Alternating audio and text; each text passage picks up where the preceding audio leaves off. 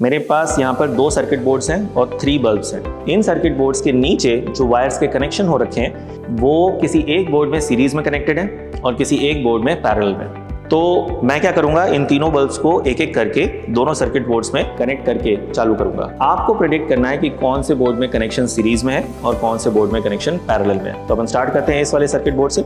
देखो मैं switch on करता हूं तो आप नोटिस करो, आपको लग रहा होगा बीच वाला बल्ब जला नहीं है, जलेगा, बस वो उसके जो फिलामेंट है उसको हीट अप होने में टाइम लग रहा है, दैट इज वाई वो धीरे धीरे जल रहा है। तो ये आपने देख लिया कि इसको स्विच ऑन करने पर बल्ब्स किस तरह से जल रहे हैं। अब इसको बंद करते हैं और दूसरे वाले सर्किट बोर्ड में कनेक्ट करते हैं और अब इनको स्विच ऑन करते हैं, देखते हैं क्या होता है।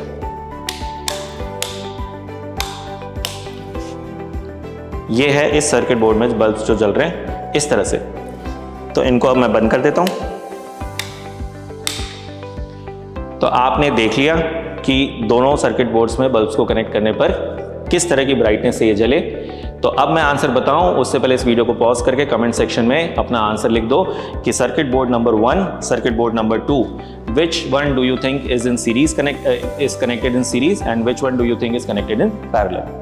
तो अगर आपने कर लिया है तो लेट्स मूव फॉरवर्ड। अब मैं आंसर बताता हूं कि this one is connected in series and this one is connected in parallel. तो लेट मी नो कितने बच्चों ने इसका सही आंसर दिया था और कैसे। अब इसका एक्सप्लेनेशन क्या है कि सीरीज में जब कनेक्टेड थे तो ये जो तीनों बल्ब्स थे इनकी ब्राइटनेस काफ़ी कम थी और जब ये पैरेलल में कनेक्टेड थे तो इन तीनों बल्ब्स की ब्राइटनेस ज़्यादा थी। तीनों बल्ब्स बहुत ब्राइट जल रहे थे। इनफैक्ट सीरीज में तो वो बड़ा वाला जो बल्ब है उसकी ब्राइटनेस इतनी कम थी कि वो ना के बराबर लाइट एमिट कर रहा था। तो इसको अपन समझते हैं कि जब सर्किट बोर्ड नंबर 1 की बात करें अगर अपन, तो उसमें तीनों बल्ब्स जो है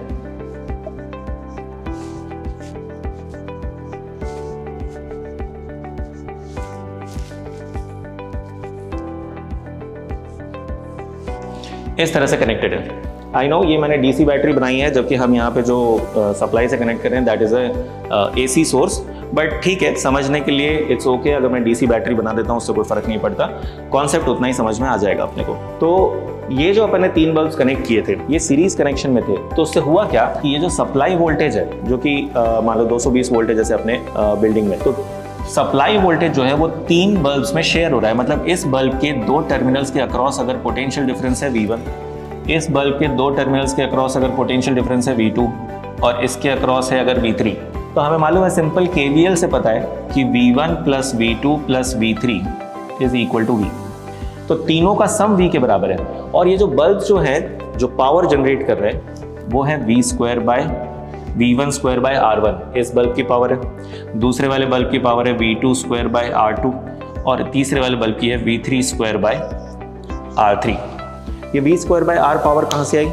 रेजिस्टर में जो पावर जनरेट होती है जिसके 2 फॉर्मूले पढ़े हैं आप लोगों ने, I स्क्वायर R भी अप्लाई कर सकते हैं, V स्क्वायर बाय R भी अप्लाई कर सकते हैं। मैंने यहाँ पे V square by R use किया है।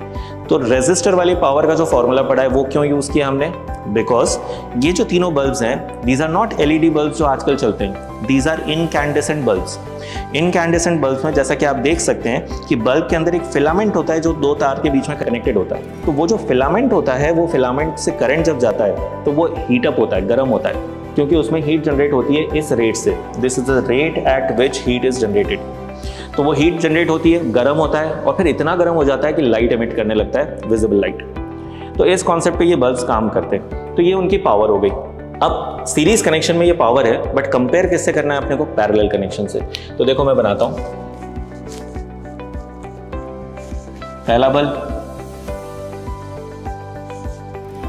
दूसरा बल्ब,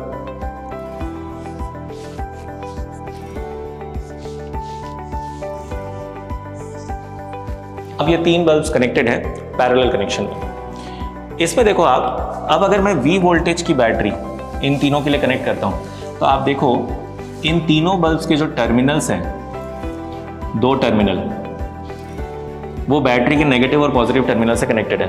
पैरेलल कॉम्बिनेशन का मतलब ही यही होता है कि ये जो 3 रेजिस्टर है वो पैरेलल कॉम्बिनेशन में माने ही तब जाते हैं जब तीनों को सेम पोटेंशियल मिलता है, और सीरीज में तब माने जाते हैं जब करंट सेम जाता है। तो इन तीनों को पोटेंशियल डिफरेंस जो है इनके टर्मिनल्स के अक्रॉस वो सप्लाई वाला वोल्टेज मिल रहा है जो कि हमारे केस में 220 वोल्ट है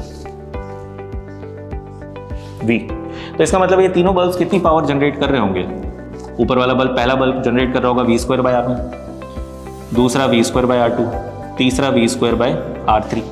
और हमें मालूम है कि v1²/r1 से तो ज़्यादा ही है v²/r1, v2²/r2 से तो ज़्यादा है ये, और v3²/r3 से ज़्यादा है v²/r3। क्यों? क्योंकि इन तीनों का सम मिला के v के बराबर था, यहाँ तो v सबको मिल रहा है।